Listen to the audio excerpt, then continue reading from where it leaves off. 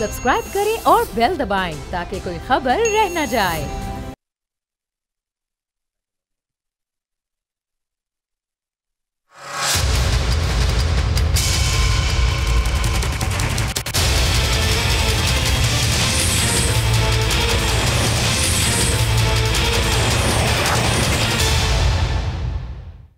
बिस्मिल्लाहिर्रहमानिर्रहीम, अस्सलाम वालेकुम। मैं हूँ जैस्मीन मंजूर और आप देख रहे हैं प्रोग्राम बस बहुत हो गया।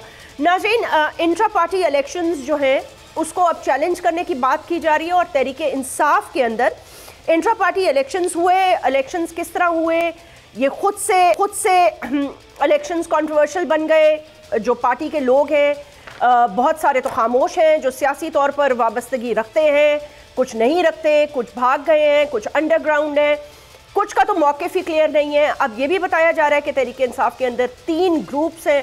कहाँ तक ये बात संजीदगी से इसको लिया जा सकता है, ग्रुप्स क्या कह रहे हैं, उनका अपना पॉलिटिकल एजेंडा क्या है, या उनका मैं ये कहूँगी पॉलिटिकली फोकस किस चीज़ पे वो होंगे। बहरहाल चेयरमैन तहरीके इंसाफ जो हैं उनके हवाले से सवाल उठाए जा रहे हैं कि जी ये जो बाबर साहब है, उन्होंने कहा जी कौन है ये शख्स, ये गौहर साहब, ये कहाँ से आ गए हैं, किसने इनको पार्टी का चेयरपर्सन बना दिया, और किस तरह ये ताहयात, उमर अयूब, अमीन गंडापुर, यास्मीन राशिद साहिबा।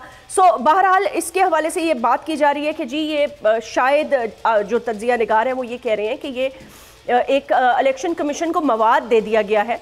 So how was this decided, मतलब है it was not decided by the book. और परवेज़ खटक सीनियर सियासतदान, PTI के साथ उनका एक बड़ा गहरा ताल्लुक था, उनके वफाकी वज़ीर रह चुके हैं, उनके जो चीफ मिनिस्टर KP रह चुके, वो भी एतराज़ करें। लेकिन अगर आप पाकिस्तान की सियासत को जानते हैं और उसको आप अच्छी तरह उसका कथारसिस कर सकते हैं, तो फिर आपको पता होना चाहिए कि पाकिस्तान के अंदर ऐसी बहुत कम पॉलिटिकल पार्टीज़ मौजूद हैं जो कि इनफैक्ट ऐसी कोई पॉलिटिकल पार्टी शायद है ही नहीं मेरे ख्याल से जमात इस्लामी के, जहां मारूसियत ना हो, जहां पे अपना चेयरपर्सन और को चेयरपर्सन और लाइफ टाइम चेयरपर्सन सिर्फ वही लोग हो सकते हैं जो पार्टी के सरबराहान हैं।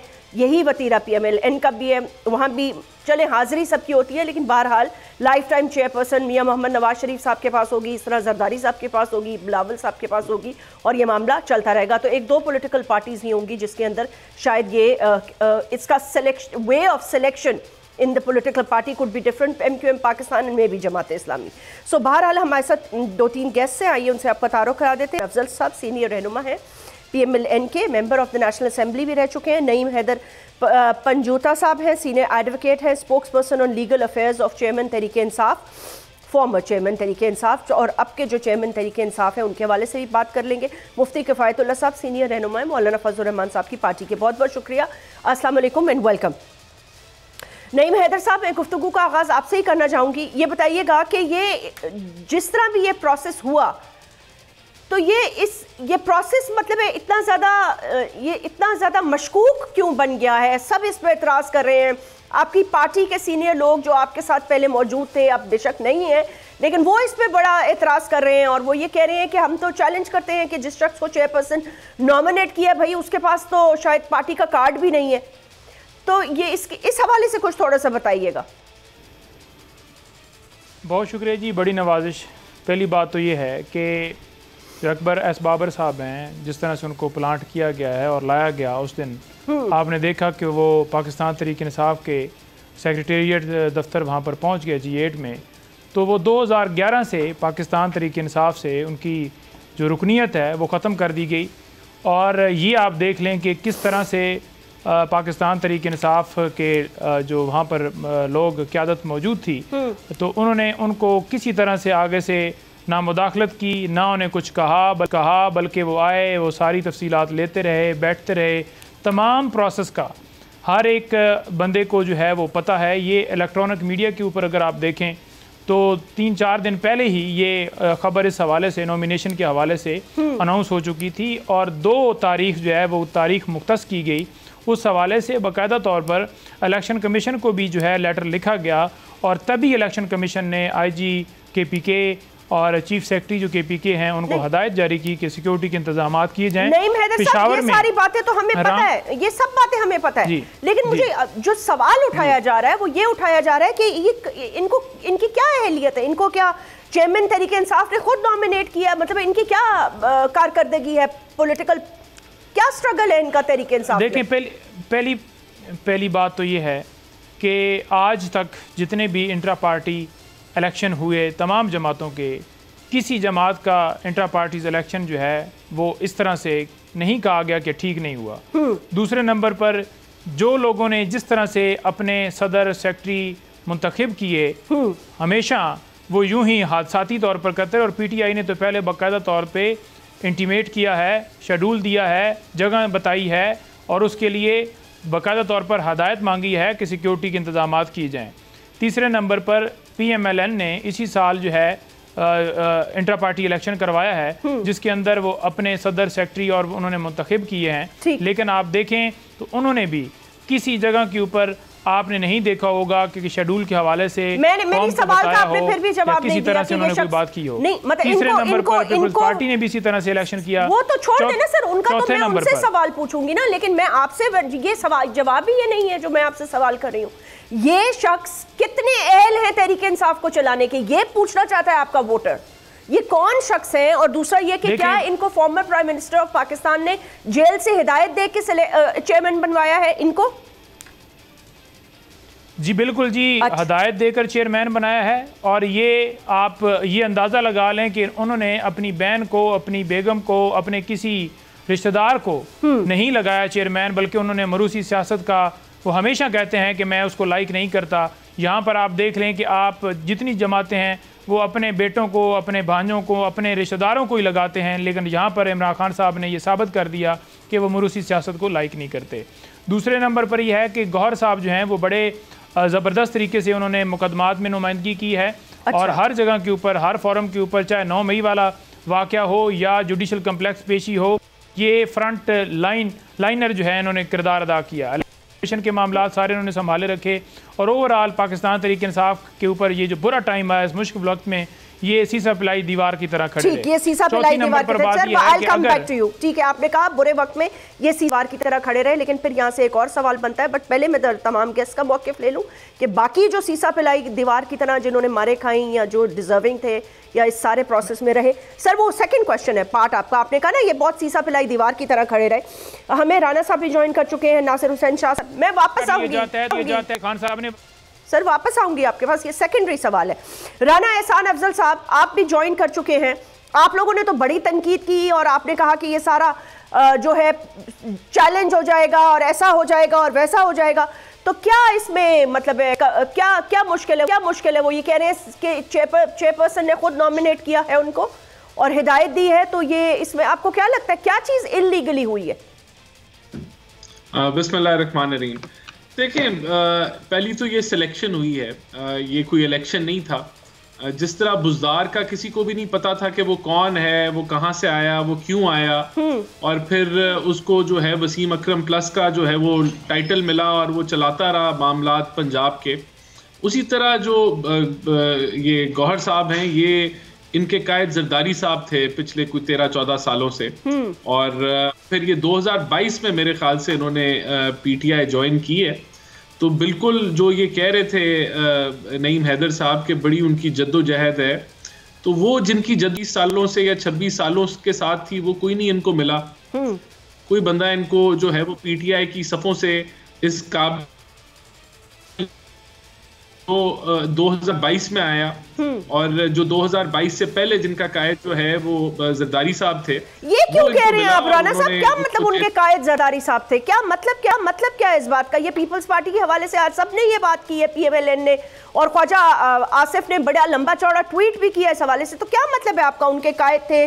और सारी की सारी मुबारकबाद देता हूँ PTI को कि अपनी पूरी पार्टी जरदारी साहब के हवाले करने का शुक्रिया और पता नहीं क्या क्या। देखिए, उनका अगर आप टाइम, जरदारी साहब हमारे लिए बहुत काबिल एहतराम है और पाकिस्तान के बेहतरीन सियासतदानों में से हैं और बड़े काबिल इंसान हैं, और हमारी तो उनके साथ 16 माह जो है। लेकिन ये हकीकत है ना कि अभी तो 1.5 साल से उनके कायद जो हैं वो खान साहब हैं, या 1.25 साल से, लेकिन 14 साल उनके कायद जो हैं वो जरदारी साहब रहे।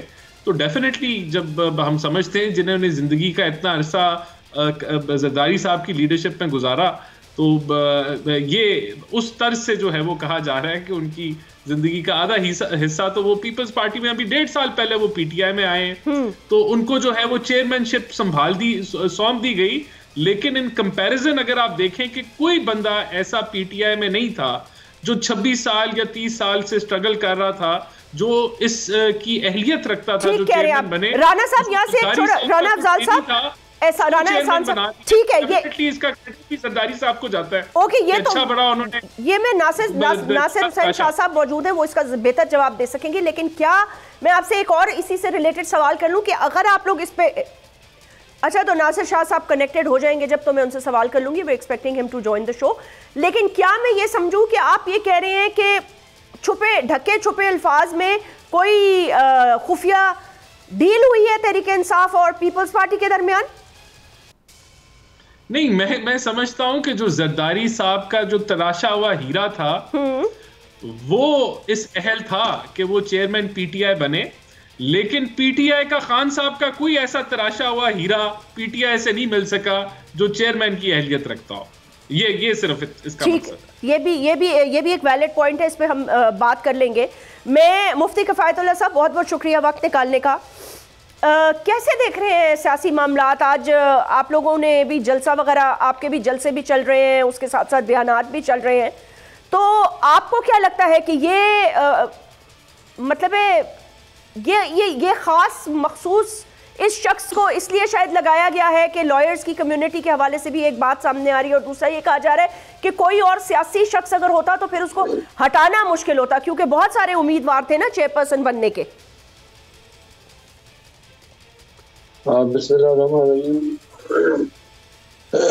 इसमें आपको जरा इस पार्टी के पस मंजर में जाना होगा ना जी। हम तो ये नहीं जानते कि ये पार्टी कहाँ से लॉन्च हुई है।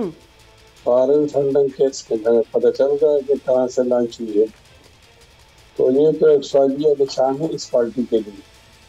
हमें उनका चेहरा जो मालूम हुआ वो तो 9 मई को मालूम हुआ कि वो पाकिस्तान के साथ कितने मुखलिस है।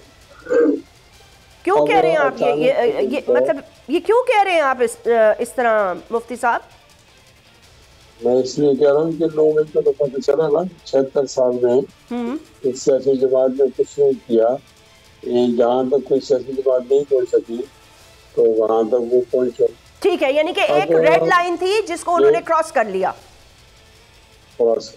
ठीक है, अब उनको एक इस तरह पल्ला पोसा हुआ, वो बाहर से आए हुआ पैराशूटर किस्म का चेयरमैन मिला। तो जिन लोगों ने इस पार्टी को जिन मकासद के लिए बनाया है उसके लिए तो यही बेहतर था, इसलिए पुराने लोग मुनासिब नहीं थे। ये कोई अननोन किस्म का एजेंडा है। किसका एजेंडा है? सॉरी मुफ्ती साहब, किस चीज का एजेंडा है? मुझे थोड़ी आपकी ऑडियो क्लियर नहीं आ रही। ये अननोन किस्म का एजेंडा है कि जिसके लिए बहुत ज्यादा खतरे की बात है, परेशान है। फॉरेन फंडिंग के पैसे किधर से आया, वो मालूम अकाउंट कितने थे और ना मालूम अकाउंट कितने थे, ठीक कर सकते हैं इदारे इन्वेस्टमेंट कर रहे थे, तो परेशानी तो है। अब इधर उनका चेयरमैन ऐसा आ गया कि इसको कोई नहीं जानता, पुराने लोग नहीं जानते। वैसे तो उनका हक है, ये भी तो हक था कि उनका पूछकर किसी को नामजद कर दे। तो चूंकि जो जमात बाहर के एजेंडे पे काम करती है उसका इस तरह का चेयरमैन आ जाना कोई अनहोनी बात नहीं। ना आपको परेशान होना चाहिए और न हमें परेशान होना चाहिए। असल उनके मकासद को देखना चाहिए कि उनके क्या मकासद है, तो उनके साथ 4 साल तौर पर जरूरी मालूम मुझे तमाम चीजें। हम कश्मीर की बात कर रहे थे, वो आज हमारे हाथ से चला गया है। और इस तरह इसराइल को तस्लीम करने की बातें भी चल रही थी और हर चीज को गिरी में रखने की बातें भी चल रही थी। तो हम तो बहुत ज्यादा परेशान थे। जैसे ही उनकी हुकूमत खत्म हुई तो सबका सांस लिया। मैंने ख्याल में एक तालिब इल्म हूँ सियासत का, मैं समझता हूँ कि उनका अचानक कोई बाहर से एक आदमी या चेयरमैन बन गया, ठीक है, ये उसी एजेंडे का हिस्सा है जैसे एजेंडे के अंदर पीटीआई की तश्कील हो गई। वो क्या एजेंडा हो सकता है? Sir I will come back to you, please इसको जरा थोड़ा ठीक कर दें। मुझे आवाज़ आ रही है लेकिन थोड़ी क्लैरिटी नहीं है, मुझे मुफ्ती साहब के वर्ड्स में थोड़ी क्लैरिटी नहीं। आई डोंट नो बाकी गेस्ट सुन सकते हैं नहीं सुन सकते। नईम हैदर साहब, ये सवाल किया जा रहा है और फिर ये कहा जा रहा है कि 12 साल तो वो किसी और पार्टी में था, 2022 में वो शख्स आपकी पार्टी में आता है और फिर आप कह रहे हैं कि उन्होंने बड़ी कुर्बानियां दी और पार्टी के साथ, तो वो बाकी लोग जो बेचारे पिटे और जिनके ऊपर मिलिट्री ट्रायल्स चल रहे हैं और जिनकी ईंट से ईंट बच गई, और जो आपके, और अब देखें ना, परवेज खटक साहब ये कह रहे हैं कि यहाँ तो हमेशा से वन मैन शो था, यहाँ तो कभी कोई सुनता ही नहीं था किसी की बात, तो मतलब है ये इसका इम्पैक्ट क्या होगा पब्लिक के अंदर? आपको लगता है कि एक्सेप्टेबल होगा? बहुत शुक्रिया जी। पहली बात तो ये है, परवेज़ खटक साहब जो कह रहे हैं कि वो एक शख्स ही हैं, तो पहले आप ये बताएं कि आज तक फिर आपने क्यों साथ दिया? बस जब आप मुखालिफ हो जाते हैं ना, तो फिर जो आपको जहन में आता है गंद वो आप निकालते हैं। दूसरे नंबर पर यह है कि पाकिस्तान तहरीक इंसाफ के अंदर बिल्कुल बड़ा ज़बरदस्त तरीके से इमरान खान साहब के इस फैसले का खैर मकदम करते हुए सब ने मुबारक दी है, और कोर कमेटी का जो इजलास हुआ है उसके अंदर बड़ा एक खुशाइन बात तस्वर की गई है। और तीसरी बात यह है कि हमारा इंटरनल मामला है पार्टी का, हम जिसको मर्जी है चेयरमैन लगाएं ना लगाएं, ये किसी और का इसके अंदर कोई जो है वो कमेंट करने की ज़रूरत नहीं है। चौथे नंबर पर बात यह है कि जो आज ये कमेंट कर रहे हैं कि जनाब ये गौर साहब आ गए हैं, वो आ गए, ये इलेक्शन की बात करें। इलेक्शन के लिए ये आवाम में जाएं, आवाम में इनको पता चले कि इनका वोटर कहाँ पर खड़ा है। जिस तरह से इन्होंने वोट को इज्जत दी है वो पूरी कौम जानती है, जिस तरह से इस मुल्क का खून चूसा है वो पूरी कौम जानती है। इनके पास तो जलसे करने के लिए कोई ऐसा मैंडेट ही नहीं है कि वे आवाम में निकल सकें और आवाम इनको वेलकम करे, और उस तरफ तो इन्होंने जाना नहीं है, सिर्फ और सिर्फ क्रिटिसाइज़ कर रहे हैं। इस वक्त ज़रूरी ये थी कि अगर गौर साहब की तैनाती के ऊपर बात की जा रही है, जैसे क्रिटिसाइज़ कर रहे हैं कि जनाब वो उधर पार्टी से आए, इस पार्टी से आए, मुख्तलिफ़ पार्टियों से ऐसे ही लोग मुख्तलिफ़ पार्टियों में आते जाते रहते हैं। शाह साहब भी पीपल्स पार्टी से उनका तल्लक है, और लोग भी काफ़ी ऐसे जिनका मुख्तलिफ़ जमातों से तल्लक है। इनकी पार्टी के अंदर भी ऐसे लोग होंगे जो मुख्तलिफ़ पार्टियों से आए हैं। लेकिन यहाँ पर बात ये ज़्यादा करनी ज़रूरी थी कि किस गैर आइनी और गैर कानूनी तरीके से इमरान खान साहब को उनकी चेयरमैनशिप से जो है साइड पर किया गया, और उसके अंदर बड़ी वाज़ेह बदनीति जो है 16 महीने जो इन PDM की हुकूमत थी उसकी थी, और अभी जो है इंटरम सेटअप चल रहा है उसकी है। और तीसरे नंबर पर इलेक्शन कमीशन की है, जिस तरह से एक झूठा बोगस केस बनाकर उनको कौन सा केस? एक सेकंड, कौन सा गैर कानूनी, एक सेकंड सर, कौन सा झूठा केस जिसमें उनको सजा हो गई? जैसे 36 200 ही केसेस झूठे हैं, कोई एक केस जो है लीगल नहीं है। हमें पता है एक एक केस के ऊपर बात करेंगे, मैं हर केस का बताऊंगा। 100 से ज़्यादा केसेस उनके ऊपर दफ़ा 144 की खिलाफ वर्जी के ऊपर बनाए गए हैं। यहाँ पर नवाज शरीफ एक जत्था लेकर इस्लामाबाद हाई कोर्ट के अंदर पेश हो जाते हैं, और वहाँ पर उनके ऊपर कोई मुकदमा दर्ज नहीं है। इमरान खान के साथ लोग होते थे तो उनके ऊपर दहशतगर्दी की दफ़ात लगा दी जाती थी।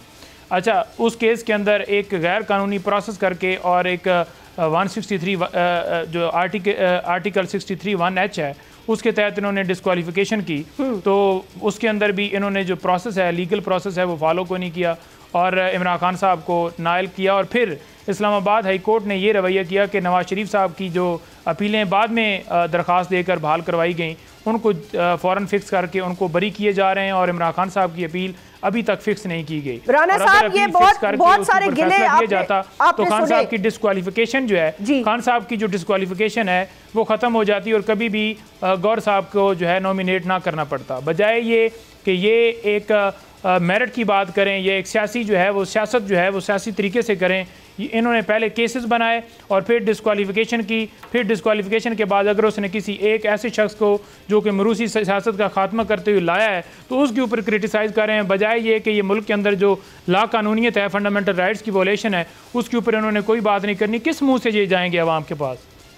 राणा एहसान साहब,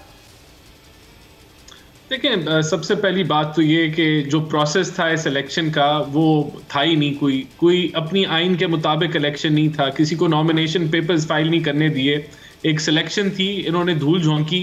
जिस तरह ये हुकूमत में आए उसी तरह का ये सिलेक्टेड इलेक्शन था। और एक चीज़ तो क्लियर होगी ना कि किसी आदमी की PTI में वक़्त नहीं है जिसने हफ्ते दिए, साल दिए, दर्जनों साल दिए पार्टी में। वो खान साहब को बुज़दार जो है वो नजर आ जाएगा, कोई फाल निकल आएगा तो बुज़दार। लेकिन राणा साहब वो जो कह रहे हैं कि गैर आईनी और गैर कानूनी केसेस में फंसा के जबरदस्ती उनसे चेयरमैनशिप ले ली गई और अब बिलावजह वो जिसको लगा रहे हैं उस पर भी तनकीद कर रहे हैं। देखिए, ये तो अदालतों ने डिसाइड करना है ना, इसमें हमारा रोल तो नहीं है। आज हम हुकूमत में तो नहीं है, हम तो बाहर बैठे हुए हैं, हम तो इलेक्शन की तैयारी कर रहे हैं। तो अगर ये बेगुनाह है तो अदालतों में ये बेगुनाह साबित हो जाएंगे। लेकिन ये तो सब जानते हैं ना कि फॉरेन फंडिंग के अंदर किस तरह की करप्ट प्रैक्टिसेस इन्होंने की, किस तरह की इन्होंने मिस रिप्रेजेंटेशन की, मिस डिक्लेरेशन की। सब जानते हैं कि जो इनको 400 कुछ कनाल जो अल कादर ट्रस्ट में कैसे मिले, उसके इवज क्या इन्होंने फैसिलिटेशन की एक प्रॉपर्टी टाइकून की। सब जानते हैं कि करप्शन परसेप्शन इंडेक्स 117 पे था जो 140 में चला गया। करप्ट तरीन इनकी हुकूमत थी। और जो फरागोगी और जो बाकी जो मामलात थे, जो बुजदार हुकूमत के जरिए जो करप्शन हुई, जो पोस्टिंग ट्रांसफर्स हुए, और फिर साइफर के ऊपर जो झूठा प्रोपोगेंडा इंपोर्टेड साजिश का किया गया कि ये इंपोर्टेड हुकूमत है, अमेरिकन कंस्पिरेसी है। एक टॉक शो जो इन्होंने वेस्टर्न मीडिया में 200 इंटरव्यूज दिए होंगे, एक किसी उस ये तो अभी भी कह रहे हैं कि हम अगर यहाँ केस हमने ना जीता, अगर हमने यहाँ ना किया तो हम अमेरिका जाके डोनाल्ड लू पे केस करेंगे। देखिए ये एक और लॉलीपॉप के लिए, देखें प्रोपोगेंडा के ये मास्टर हैं, उसके अंदर इनकी एक्सपर्टीज है। वो अगर वो केस तो बाद में करते, किसी वेस्टर्न मीडिया की किसी एक इंटरव्यू में ये कह देते कि ये अमेरिकन साजिश है, ये अमेरिकन कंस्पिरेसी है हमारे खिलाफ। इन्होंने तो उसका जिक्र ही नहीं किया।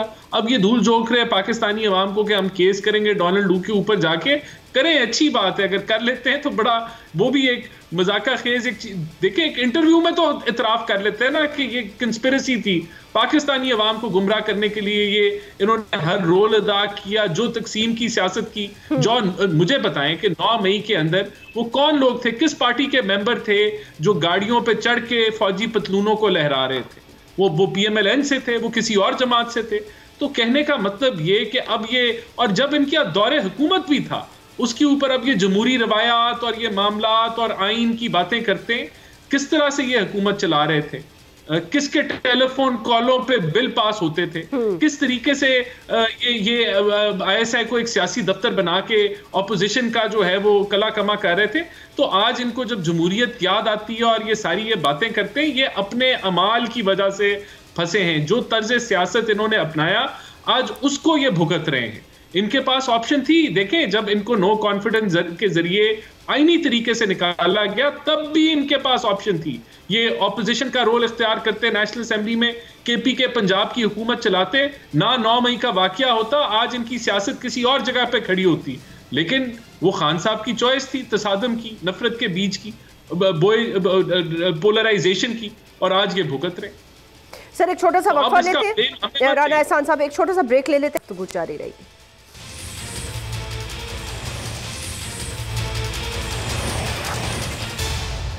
वेलकम बैक नाज़रीन। हमें इस वक्त नासिर हुसैन शाह साहब ने भी ज्वाइन कर लिया, सीनियर रहनुमा है पाकिस्तान पीपल्स पार्टी के। बहुत बहुत शुक्रिया, वेलकम। शाह साहब, आपसे पहले गुफ्तगू ये हो रही थी और इंट्रा पार्टी इलेक्शंस के हवाले से सवाल उठाए जा रहे थे, लेकिन आज ख्वाजा आसिफ साहब की ट्वीट भी आपने देखी होगी और बड़ा हैरान किया उन्होंने। और अभी भी PMLN की तरफ से ये बात बार बार की जा रही है कि तहरीक इंसाफ का जो नया चेयरपर्सन है उसकी सारी की सारी ट्रेनिंग आसिफ अली जरदारी साहब की है, और वो तो जरदारी साहब के अंडर पहले था और अब वो चेयरमैन उसको नॉमिनेट कर दिया गया है। बल्कि कह रहे हैं कि ये एक तरह से पार्टी भी अपनी आप इन्होंने पीपल्स पार्टी के हवाले कर दी है। बिस्मिल्लाहिर्रहमानिर्रहीम, अल्लाहुम्मा सल्ली अला मुहम्मद व आले मुहम्मद। देखें, दो बातें हैं। एक तो ये कि ये जो पार्टी का ये जो इलेक्शन हुआ PTI का, ये तो पूरा एक ड्रामा ही रहा। और जो इलेक्शन इन्होंने 2019 में कराने थे और फिर वो कोविड की वजह से एक साल का इनको ग्रेस भी मिला था, लेकिन वो उन्होंने नहीं कराए अब तक। अब जो सूरत हाल है मौजूदा, और इसमें ये इस तरह के इलेक्शंस हुए और जो लोग बहुत बड़ी बातें करते थे और बड़े दावे करते थे, दूसरी पॉलिटिकल पार्टीज को हमेशा क्रिटिसाइज किया खान साहब या उनके साथ जितने लोग भी हैं कि जी वो तो देखें वो मोरूसी एक सियासत कर रहे हैं, और बहुत इसी तरह के इल्ज़ाम लगाते रहे। लेकिन खुद इन्होंने क्या किया, पहले भी आपको याद होगा, क्योंकि ये PTI है ही ड्रामा। और आपने देखा कि लास्ट जब इनके इलेक्शन हुए थे बड़ा प्रोसेस चला, बहुत कुछ। और आपको याद है मखदूम जावेद हाशमी साहब, एक बड़ा अच्छा नाम जी, जो मुस्लिम लीग नून से ताल्लुक रखते थे पहले, उनको इन्होंने अपना सरबराह बनाया, आपको याद होगा।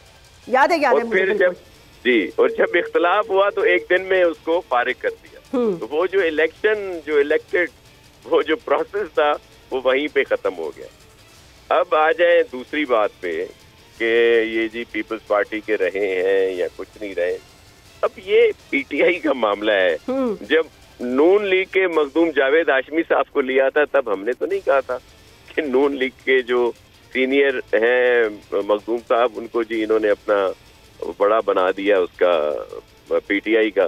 अब अगर गौहर साहब जो एक एडवोकेट है और बड़ा अच्छा नाम रहा है उनका अपने शोबे में, उनको बनाया है, तो अब ये पीटीआई की मर्जी है। लेकिन एक बात है कि इससे लोगों में इस्तराब है। जो पीटीआई के लोग हैं जिन्होंने इतना वक्त गुजारा और बड़ी उनकी कुर्बानियां भी रही, मारे खाई, वो जी बिल्कुल, वो इस प्रोसेस से बहुत ज्यादा वो है कि ये क्या हुआ है। वो दावे तो बड़े करते रहे और आपको पता है खान साहब तो हर बात में रियासत मदीना और दीगर चीजों का जिक्र करते रहे और फिर जो उन्होंने गुल खिलाए हैं वो किसी से ढके छुपे नहीं है। तो अब ये जो 10 पता नहीं आधे घंटे का कुल प्रोसेस था जो दिखाया गया है मीडिया पे भी, नेशनल मीडिया या सोशल मीडिया पे, और 30 के करीब लोग उसमें जमा हुए जो जहाँ पे भी इन्होंने जो कुछ किया है, और फिर ये इस तरह की अनाउंसमेंट वो भी रुकी रही, कोई 1-2 घंटे के बाद इन्होंने की। खुद भी जाहिर है इस तरह का जब कोई भी काम करता है तो वो खुद भी कंफ्यूज होता है, तो ये कंफ्यूजन का शिकार रहा मुकम्मल तौर पर। लेकिन अब ये ए करते हैं, बी करते हैं, सी करते हैं, जाके पीटीआई वाले खुद जाने। इसका नून लीग को भी बड़ा एहसास हो रहा है, पीपल्स पार्टी भी, हम लोग भी इस पे बात कर रहे हैं, दीगर लोग भी, आप सब भी परेशान हैं। लेकिन इसका चले इसका जो ड्रॉबैक होगा जी, जो इसका नुकसान होगा वो पीटीआई को खुद को है। ये बात उनके समझने की है। नहीं, लेकिन वो ये शाह साहब ये बात वो कब समझे हैं? क्या 2019 में, 20 में, 21 में, 22 में, 9 मई तक पहुंचा दिया? लेकिन अगर ये बात उनकी समझ में आ रही होती तो मामलात क्या इतने ख़राब होकर यहाँ तक पहुँच जाते? अच्छा, एक ये भी बात आ रही है, और ज़ाहिर सियासी जमातों के आप लोग सब नुमाइंदा भी हैं, you all had a very long political career. Mufti Kifayatullah साहब, आपकी तरफ भी आऊँगी मैं।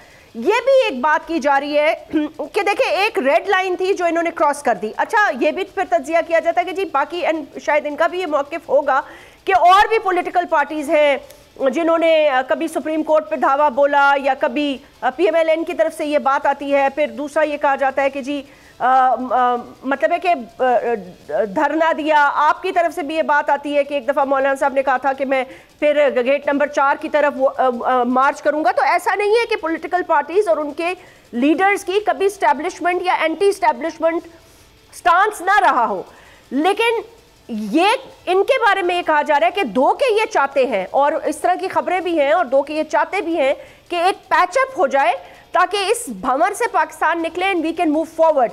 लेकिन क्या ये मुमकिन हो पाएगा मुफ्ती किफ़ायतुल्लाह साहब? मेरा ख्याल में अगर जिन लोगों को 9 मई का वाक़या याद है जी, उनके सामने तो ये 2 और 2 4 की तरह वाज़ेह है। यानी आप सियासत करते हैं ना तो आपकी राय होती है कि हमारे सियासी तरह से मुल्क को फायदा होगा। दूसरी सियासी जमात कहती है कि नहीं, हमारी राय ठीक है और हमारा तरस ठीक है, तो दोनों मुल्क की तरक्की के लिए लगे। लेकिन जब 9 मई के वाक़ये ने सबको हैरान कर दिया। अब हम परेशान थे और इंडिया के अंदर लोग खुश थे और बहुत ज्यादा तबसरे हो रहे थे उनकी मीडिया को अगर आप देखें जी, तो इसका यार माना ये कि हमने 9 मई को दुश्मन के मकासद को पूरा किया है। अगर ये बात है और जब तक वो के फिर किरदार तक वो मामला नहीं पहुंचता कि इसी तरह अगर कोई आपस में कंप्रोमाइज होती है तो मुल्क के लिए ठीक नहीं होगा। मैं तो कम से कम इसके हक में नहीं। अगर ये अपनी गलती एक्सेप्ट कर ले, मान ले, अगर उसमें माफी मांग ले, कौम से माफी मांग ले, ये कह दे कि हाँ जी ये बहुत बड़ी गलत हरकत थी और कोई भी आइंदा ऐसी हरकत ना करे, हाँ ये तो बहुत अच्छा पर होगा उनका अगर वो मान ले। फिलहाल तक तो वो ये कहते हैं कि जो लोग हमारे जमान पार्क से निकल कर गए थे कोर कमांडर हाउस फिर वापस वहाँ आए, वो हमारे लोग ही नहीं है। फिलहाल तो वो नहीं मान रहे। अगर उन्हें मान लिया और कौम से माफी मांगी और उस पर उसमें सॉरी कर दी तो खौफ को भी माफ करना चाहिए। माफी मांगना कोई छोटी बात तो नहीं, बड़ी बात होती है, बड़ी बात मांगनी चाहिए। फिर इनके वो किया जा सकता है, गलती का इजाला हो सकता है, गलती का इजाला। लेकिन इसका आप क्या करेंगी कि वो केस चल रहा है अदालत के अंदर। मेरे ख्याल में कि अदालत पर हमें एतमाद करना होगा जी। अदालत जो फैसला करेगी वो सब लोग माने। अगर उनके हक में आता है तो हमें मानना चाहिए जो हम अपोजिशन कर रहे हैं इमरान खान की, और अगर इनके खिलाफ आए तो फिर उनको मानना चाहिए। वो बात तो ठीक है, मुफ्ती नहीं, वो मुफ्ती किफायतुल्लाह साहब अभी तो मान लेंगे, मतलब है देखे ना ये मामलात क्या नवाज शरीफ साहब के साथ नहीं हुए, वो 3 दफा मुल्क, और अमूमन ऐसा ही होता है, चले कि थोड़े पीरियड के लिए सियासी रहनुमा जेल में होते हैं, शायद सिर्फ आसिफ अली जरदारी साहब एक बड़ा तवील अरसा जेल में उन्होंने गुजारा, लेकिन यही होता है कि एक शॉर्ट पीरियड के लिए सरबराह जो है वो जेल में जाते हैं, फिर जेल इसीलिए होता है कि शायद नेगोशिएशंस हो जाती हैं, बैकडोर डिप्लोमेसी होती है और मुल्क बदरी हो जाती है। अब साल 1.5 साल पहले किफायतुल्लाह साहब, क्या ये मुमकिन था कि नवाज शरीफ साहब मुल्क में वापस आ जाएं, सब कुछ ठीक हो जाए, अदालतों से रिलीफ भी मिल जाए, वो चौथी दफा वजीर आजम बनने के ख्वाहिशा भी हों और मुमकिन भी हो जाए? ये तो हमारी बदबख्ती है ना, हमारी अदालती निज़ाम ठीक नहीं है, हम 142वें नंबर पर हैं। तो इसका माना है कि हमसे कितने लोग पीछे हैं और कितने आगे हैं, तो अंदाजा होता है। हमें तो ये भी देखना पड़ा कि एक वज़ीर आज़म को फांसी दी गई जी, और बाद में कहा कि ये तो अदालती कत्ल था। तो यहाँ तो हमने बड़े बड़े वाक़यात देखे। ये हमारी बदबख्ती है कि एक अदालत है वो आज कह रही है कि मियां नवाज शरीफ साहब को जमानत देनी चाहिए, और कल एक अदालत कह रही थी कि इनको वो निकालना चाहिए, ताहयात नाअहल करना चाहिए। अदालत ने उनको कहा है कि ये ताहयात नाअहल है। अब इन दोनों में एक ठीक है गलत है ना, दोनों तो ठीक नहीं हो सकते। अब ये आज का अगर ठीक है तो कल वाला गलत था, कल वाला गलत था तो उस गलत आदमी को फैसले की उसको क्या सजा मिली। अब हमारे यहाँ कहते हैं मिट्टी पाओ जी, मुस्तकबिल की तामीर करो और माजी को छोड़ो, लेकिन माजी की गलतियों से अगर हम नहीं सीखेंगे तो हम दुरुस्त मत में नहीं जा सकेंगे। अब अगर आज के अदालत ने इनको जमानत दी है तो ये इस बात का इतराफ है कि वो सारा प्रोसेस जो था गलत था, तो ये साकिब निसार साहब पर बात आती है। फिर साकिब निसार साहब की क्या खोसा साहब है या बंदियाल है या उनको क्या सजा दी गई है? तो सजा तो नहीं दी गई। जब तक हम जिम्मेदारियों को मुतय्यन नहीं करेंगे और इस खौल से बाहर नहीं आएंगे तो मैं नहीं समझता कि देखिए मेरा अपना जाती ख्याल, बिल्कुल ठीक कह रहे हैं आप, लेकिन मेरा अपना एक जाती ख्याल ये भी है, एक तज्जिया है, गलत भी हो सकता है, जाहिर सी बात है, लेकिन ये जो बड़े इदारों का फैसला फिर होता है ना, अगर वो इस तरह उस पर आवाज़ उठाई जाए या वो मुतनाज़ा बनता नजर आए आपको, जैसे पीपल्स पार्टी इस वक्त लेवल प्लेइंग फील्ड की बात कर रही है और वो ये कह रहे हैं जब से मियाँ साहब आए हैं जिस तरह उनको रिलीफ मिल रहा है, PMLN कहती है जी हमारे साथ ज्यादतियां इतनी हुई हैं, अब हमें इंसाफ मिल रहा है, आप कह रहे हो रिलीफ मिल रहा है। तो नईम हैदर साहब, ये सारी गुफ्तगू आपने सुनी, अब इस हवाले से आपका क्या मौक़िफ़ है? 2-3 बातें हुई हैं इस पर, अगर आप अपना कमेंट कर दें, और दूसरा ये बताइए कि कोई कोशिश है ऐसी सीनियर पार्टी के जो कुछ लोग अभी भी मौजूद हैं, कुछ जेलों में हैं, क्या कोई कोशिश है कि इसको पैचअप की तरफ लेके जाएं इलेक्शन के माहौल से पहले, दीगर पॉलिटिकल पार्टी से भी, पाकिस्तान के इदारों से भी, क्योंकि जिस नहज का तसादम लिया है तो वहां से वापसी का रास्ता भी फिर इतना ही कठिन और मुश्किल होगा। बहुत शुक्रिया, बड़ी नवाजिश। 2-3 यहाँ पर पॉइंट्स आए हैं। नंबर 1 आया जी इलेक्शन प्रोसेस का, नंबर 2 आया है ये केसेस का, और नंबर 3 आया है कि कैसे आगे मफाहमत होनी है या कैसे आगे प्रोसेस को बढ़ाना है जी। पहली बात तो ये है कि जो पाकिस्तान तहरीक इंसाफ ने इंटर पार्टी इलेक्शन करवाए हैं वो आइन के मुताबिक एक प्रोसेस फॉलो किया गया, बाकायदा तौर पर नॉमिनेशन हुई, तमाम मीडिया वहाँ पर कवरेज हुई और हर एक ने देखा, जिसकी मर्जी थी अकबर एस बाबर जैसे एजेंट जो हैं वो वहाँ पर पहुँच गए और वो भी उनको खबर मिली है तो वो पहुँचे हैं। और बाकायदा तौर पर हमने हर जगह के ऊपर जो है वो पहले बताया, लेटर लिखे इलेक्शन कमीशन को, यहाँ पर PMLN ने किया या पीपल्स पार्टी ने किया, इन्होंने सिलेक्शन की।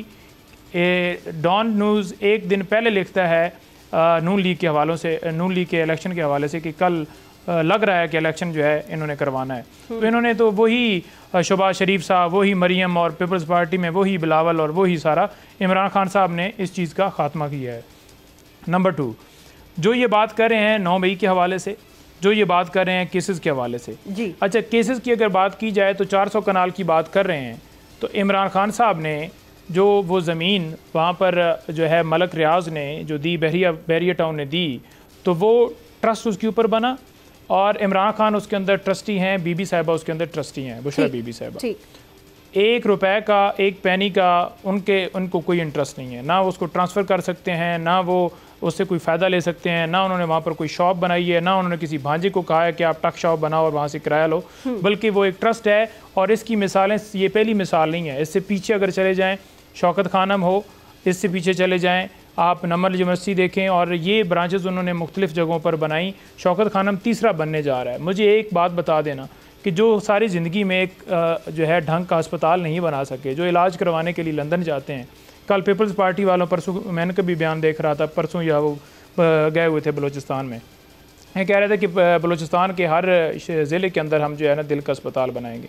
आप पहले ये तो बताया ना कि कराची सिंध के अंदर आपने कितने अस्पताल बना दिए। तो ये एक जाकर लोगों के साथ झूठी कहानियाँ जो है करना, ये सिर्फ़ और सिर्फ इक़्तिदार में इसलिए आते हैं क्योंकि इन्होंने अपनी करप्शन करनी होती है, पैसा बनाना होता है, एवन फील्ड अपार्टमेंट्स बनाने होते हैं, यहाँ पर मालो धन बनाना होता है, ये सिर्फ मुसल्लत करने के लिए आते हैं। इमरान खान वो वाहिद लीडर हैं जिन्होंने दौरे हुकूमत में ना मिल लगाई, ना अपार्टमेंट्स बनाए, ना अकाउंट्स बनाए, ना उन्होंने पैसा बनाया।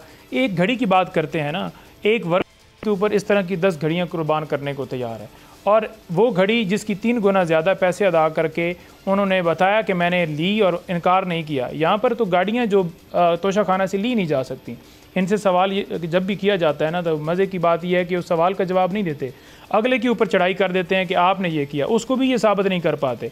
अपनी ना इन्होंने रसीदें देनी है, आप ये कह रहे हैं कि अल-कादर ट्रस्ट दूसरे के ऊपर करके, ठीक है, अल-कादर ट्रस्ट जो है आप ये समझ रहे हैं कि वो कोई केस नहीं है और उसमें कोई मसला नहीं है, बस वो एक जमीन एक टाइकून ने दी है जी। रेफरेंस भी तो दायर हो गया ना जी, रेफरेंस दायर हो गया, तो रेफरेंस इन्होंने ही दायर किया है, इन्होंने केस बनाया है। पहली बात आप कह रहे हैं कि गलत है वो, जिसकी ये बात करते हैं, जिसके ऊपर अल-कादर ट्रस्ट बना है, ठीक है जी, वो इमरान खान की मलकियत, इमरान खान उसको बेच नहीं सकता, ना उसका एग्रीमेंट तो पढ़े, ना ट्रस्ट डीड तो पढ़ें, डोनेशन डीड तो पढ़ें। और दूसरे नंबर पर जो पैसे हैं वो सुप्रीम कोर्ट के अकाउंट में आए, प्राइवेट अकाउंट से, जो कि वहाँ मशरक बैंक ने ये लेटर लिखा कि ये इनके प्राइवेट अकाउंट से ये पैसे जो हैं ये यहाँ पर आए थे, और वो सुप्रीम कोर्ट ने ऑर्डर करके जो है हुकूमत को दे दिए। 9 मई की वो कह रहे हैं तहकीकात सही से क्यों नहीं होती और पूरी तरीके से क्यों नहीं होती, और 9 मई की तहकीकात, और ये भी बताएं कि जिन्होंने सुप्रीम कोर्ट के ऊपर हमले किए हैं वो भी अपना बताएं, जो कहते थे जनरल बाजवा के बारे में बात करते वो भी बताएं, क्या इन्होंने बातें नहीं की? इमरान खान के ऊपर ये सारा थोपते हैं। अब जवाब सुन ना, सुनने जवाब बड़ा सिंपल है। वो जो आदमी गाड़ी पे चढ़ा हुआ था वो PMLN से था या JUIF से था या पीपल्स पार्टी से था, जो पतलून लहरा रहा था एक फौजी अफसर की। जब खान साहब ने कोर्ट में आके कहा था कि अगर मुझे दोबारा गिरफ्तार करोगे तो यही कुछ होगा, वो क्या नवाज शरीफ ने कहा था? एहसान साहब, आप मुझसे सवाल करें, मैं जवाब दूंगा, लेकिन जो मैंने सवाल रखे हैं उसका जवाब पहले दें, फिर मेरी बात का जवाब, पहले मेरी सवालों का जवाब दें, फिर मैं दूंगा। आप नहीं देंगे तो फिर ये तो कोई बात नहीं ना, अपनी इनसे रसीदें कोई ना पूछे। करते हैं 9 मई को 10 दिन गुजर जाते हैं, 10 दिन गुजर जाते हैं और आप कंडेम नहीं करते उस वाक्य को। सिर्फ जब अंदाजा होता है कि ये पानी पुल से गुजर गया है तो आप कंडेम करते हैं, और उन किरदारों को निकालें जिसका फायदा आपको मिला है, जिसका फायदा ये सारे ले रहे हैं। नामा अवाम निकली और देखो अवाम ने क्या किया, क्या रद्दो अमल दिया।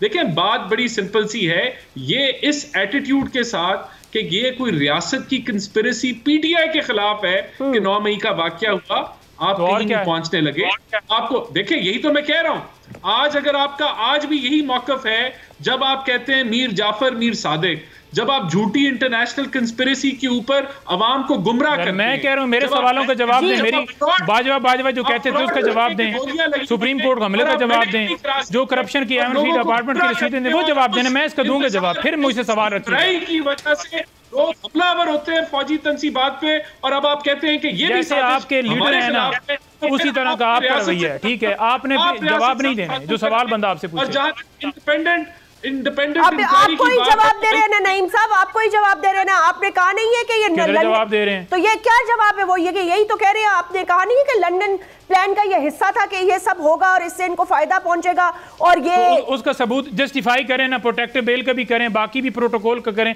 जवाब फिर देना जो हुआ है वो उसको जवाब देना। बड़ी सिंपल सी बात है, आज आपके केसेस अदालतों में लगे हुए हैं ना, तो इंक्वायरी हो रही है। इंक्वायरी जो है वो ऑब्वियसली जब एविडेंस आएगी तो वो कोई वीडियोस होंगी, कोई ऑडियोज होंगी, कोई और शवाहिद होंगे, बल्कि शवाहिद तो आपका एक एक पार्टी का मेंबर दे चुका है जो पार्टी छोड़ के जा चुका है कि किस तरीके से पूरी जमात ने नफरत के बीज बोए, एक लीडर ने पोलराइजेशन की। इस मुल्क के शाह साहब, मैं जो सवाल कर रहा हूँ वो जवाब दे नहीं रहे। नईम साहब फ्लैट्स का जवाब दें, 97 हमले का जवाब दें, बाजवा साहब के बारे में जो बोला, इदारों के बारे में जो आपने कहा, ईंट सींट बजाने वाली बात, उसका बात जवाब दें। कोई मेरा सवाल का तो कोई जवाब नहीं देते मेरे। चले वो शाह साहब आप ये सारे मिल गए ना, इन्होंने नहीं कहा होगा तो उन्होंने कहा होगा, वो दे दें। जी मैं बता रहा हूँ आपको कि तो हौसले से सुन ले, नहीं है मेरे मतलब है। इशू ये है, एक तो रियासत मदीना वालों ने जो कुल यहाँ पे खाए फरा की और पता नहीं ये जो इतने मासूम रहे हैं अल कादर ट्रस्ट में, वो अंगूठियां, हीरे की अंगूठियां और फिर पता नहीं क्या क्या जो फरा किया निकला है। और अब सुप्रीम कोर्ट ने भी जो पैसे वो 35 अरब रुपए वफाक दिए हैं, वो इस सेंस में दिए हैं कि वो उनके पैसे थे, वो कैसे एक प्राइवेट अकाउंट में आए। और फिर वो कैबिनेट में जितना लोगों को छुपा के खान साहब ने कुछ किया, क्या वो किसी से ढका छुपा है? और 9 मई के उसमें अगर आप आते हैं तो 9 मई में तो बहुत सारे वो किरदार जो खान साहब के बहुत करीबी थे, उन्होंने खुद कहा कि ये बदतमीजी की, नफरत की, इंतहा पसंदी की सियासत को खान साहब और उनके जो कुछ लोग साथ जो होते थे वो उसको सपोर्ट करते थे और वही कहते थे। यही साक्सान हुआ 9 मई के लिए। तो देखिए अभी ये वकला हैं, इनको चाहिए कि खान साहब की सजा की कमी की तरफ जाए। ये तो डिनाइल में है, दोषा खाना भी नहीं है, 9 मई भी कुछ नहीं है, फॉरेन नहीं है। जरदारी साहब की गाड़ियां जो मुफ्ती किफायतुल्लाह साहब, अगर आप भी इस पे कमेंट कर दें। जी वो गिरफ्तार करते हैं, उन पर पेट्रोल बम फेंकते हैं, ये लोग जो इस तरह के हमले क्या एक जगह पे नहीं है, बहुत सारी जगहों पे। जी मुफ्ती साहब, मुफ्ती किफायतुल्लाह साहब, वो मैं तो समझ रही थी कौन से माफी मांगेंगे, वो तो अभी भी डिनाइल में है बाय द वे। नहीं, वो रियासत पे इल्जाम लगा रहे हैं कि रियासत ने किया। आदमी गलती करता है, उस गलती का उसको एहसास होता है तो वो माफी मांगता है, लेकिन जो आदमी मुजरिम होता है वो तो माफी नहीं मानता, वो तो डट जाता है ना अपनी बात पर। मेरे ख्याल में तमाम सियासी वाबस्तगी को छोड़कर ये मान लेना चाहिए कि 9 मई को बुरा हुआ, 9 मई को गलत हुआ था और कोई भी आदमी उसकी हिमायत नहीं कर सकता। बेशक। अब बड़ेपन का मुजाहरा आला ज़र्फी है कि वो ये कहीं हमसे गलती हो गई, आइंदा एहतियात करेंगे, तो ये एक अच्छा माहौल बनेगा इलेक्शन के लिए। लेकिन जब आप ये कहेंगे कि इस पर आप दलाइल देंगे, इसका मान तो ये कि आपको और मौका मिलेगा, फिर आप इससे बढ़कर ये काम करेंगे। जहां आप इदारों का एहतराम नहीं कर सकते और शहदा की मूर्तियों को नीचे गिराते हैं और आग लगाते हैं, तो ये कंसेप्ट है ना, ये एक दिन में तो पैदा नहीं हुआ। ये मुसलसल एक आदमी जो उसके फॉलोवर होते हैं उसको बताया, जो तरबियत उसकी होती है, वो लोग उसकी बात मानते हैं, गोली के सामने जाते हैं, उस तरह करते हैं।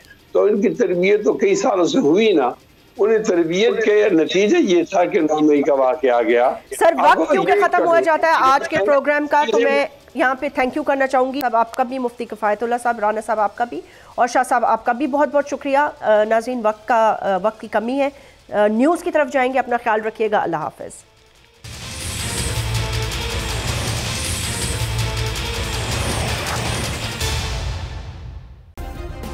सब्सक्राइब करें और बेल दबाएं ताकि कोई खबर रह न जाए।